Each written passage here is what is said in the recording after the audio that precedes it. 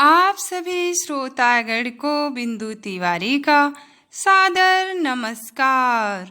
मेरे YouTube channel पर आप सभी श्रोतागण का मैं हार्दिक स्वागत और अभिनंदन करती हूँ। आज के सेगमेंट भूविज्ञान जियोलॉजी पार्ट 14 लेकर आप लोगों के बीच में हाजिर हूँ। इसको हमें तकनीकी रूप से उपलब्ध कराने में सहयोग परम आदरणीय गुरु डॉक्टर मुकुंद नीलकंठ जोशी सर का है। सर को मैं नमन करती हूँ। और आइए जानते हैं भूविज्ञान की कहानी। काफ़ी मज़ेदार है और हम इसको इसी तरीके से सुनेंगे। तो चलिए, पृथ्वी में पाए जाने वाले पत्थरों में इतनी विविधता है कि मतलब भांति भांति प्रकार के पत्थर हैं। उनका किन्हीं गुणों के आधार पर मतलब वर्गीकरण करना प्राचीन काल से विद्वानों के लिए बहुत ही कठिन रहा है। और आज जब हम उन पत्थरों के बारे में इतना कुछ जानते हैं, तब उन लोगों की कठिनाइयों को बहुत अच्छी तरह समझ सकते हैं। फॉर एग्जाम्पल, एक सामान्य गुण रंग को ही ले लीजिए। अब देखिए, अगर हम किसी की भी बात करते हैं, क्या सब लोग एक ही जैसे होते? एक ही रंग रूप कट का के तो होते नहीं है, सब अलग अलग होते हैं, सब एक दूसरे से भिन्न होते हैं। उसी तरीके से जो पत्थर हैं, काले हैं, सफ़ेद हैं, लाल हैं, पीले हैं, हरे हैं, भूरे हैं, चितकबरे, नीले, गुलाबी, विभिन्न प्रकार के हो सकते हैं। अब रंगों के आधार पर अगर वर्गीकरण करें तो अनेक एकदम भिन्न भिन्न प्रकार के पत्थर एक ही रंग दिखा सकते हैं। सफ़ेद क्वार्टर्स भी होता है, वैरायटी भी होता है, ट्रिमोलाइट भी होता है, जिप्सम भी होता है और अन्य अनेक होते हैं। उसी प्रकार एक ही खनिज अनेक रंगों में भी मिलता है। क्वार्टर्स सफ़ेद होता है, रंगहीन होता है, काला, गुलाबी, बैंगनी भी होता है। अगर वर्गीकरण के लिए रंग भेद को आधार माना जाए तो हम सारा उलट पुलट करके रख देंगे। और प्राचीन काल में रासायनिक संगठन या आणविक संरचना का तो ज्ञान था नहीं, इसलिए उन लोगों के लिए पत्थरों का वर्गीकरण अत्यंत क्या था? कठिन कार्य था। हाँ, कुछ धातुओं का जैसे क्या है? तांबा है, सीसा है, पारा, लोहा, टिन, सोना आदि का क्या था? ज्ञान था। तो उनका वर्णन थोड़ा सा क्या गुणों के आधार पर कर दिया। जैसे पारा एक चंचल धातु है, तो ग्रीकों के एक अत्यंत ध्रुत संदेशवाहक देवदूत के नाम पर उसे मरकरी कह दिया। और एक ग्रह में भी वैसे ही गुण दिखे तो उसे भी वही नाम दे दिया, तांबा।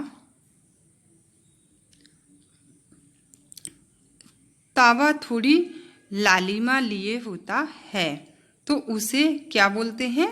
वीनस देवी से जोड़ दिया गया, क्योंकि जो हम लोगों की मान्यता है प्राचीन काल से ही, धार्मिक रूप से किसी न किसी चीज़ को हम जोड़ दिया करते हैं। उसी प्रकार सोने को किससे जोड़ते हैं? सूर्य से, चंद्रमा को चांदी से, और युद्ध के देवता मंगल को लोहे से, टिन को बृहस्पति से और शनि को निस्तेज दिखने वाले शीशे से जोड़ दिया।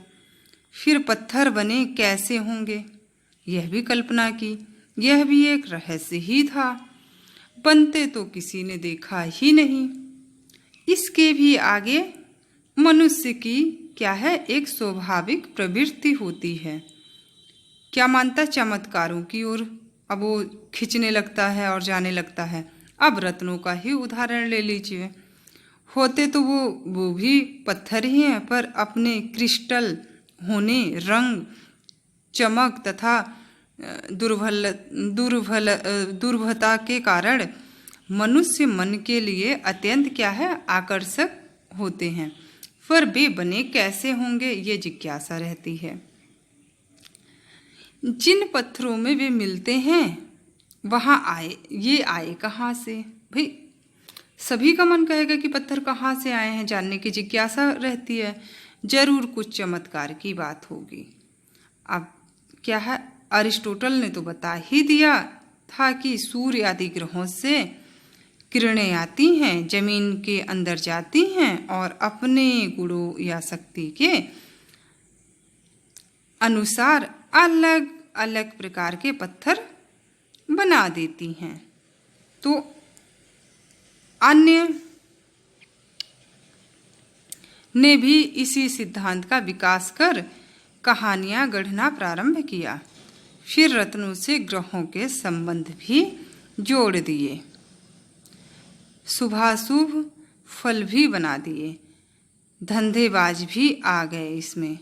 अब भाई विभिन्न प्रकार के पत्थर आज लोग बेचते हैं और उसकी कीमत अलग अलग है, व्यवसाय भी होने लगा है। यह पत्थर किसी प्राकृतिक क्रिया से बना है, इसके स्थान पर यह किसी अलौकिक शक्ति के प्रताप से बना है।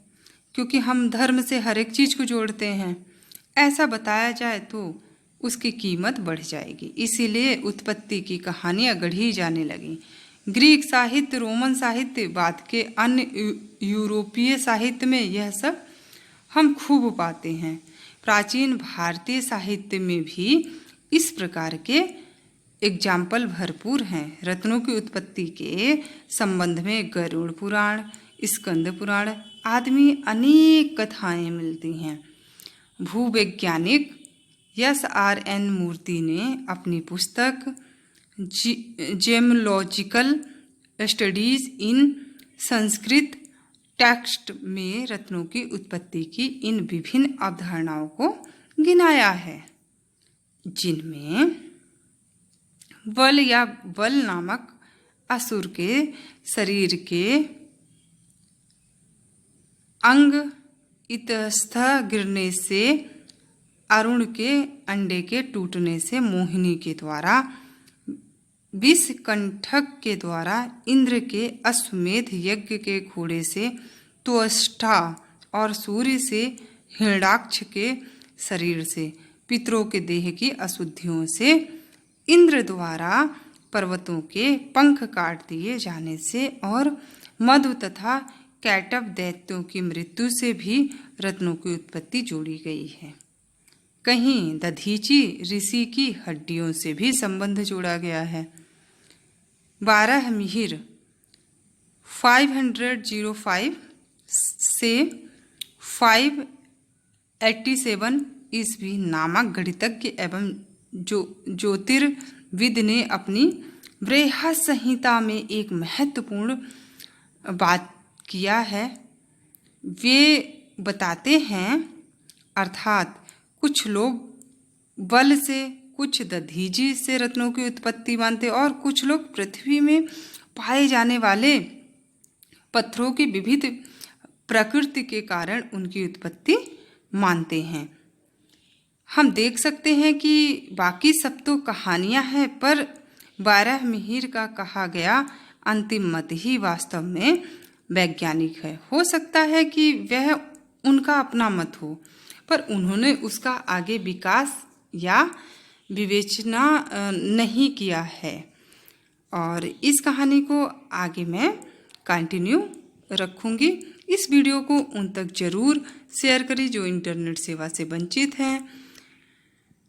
आप सभी को इतना सम्मान आदर देने के लिए तहे दिल से बहुत बहुत धन्यवाद।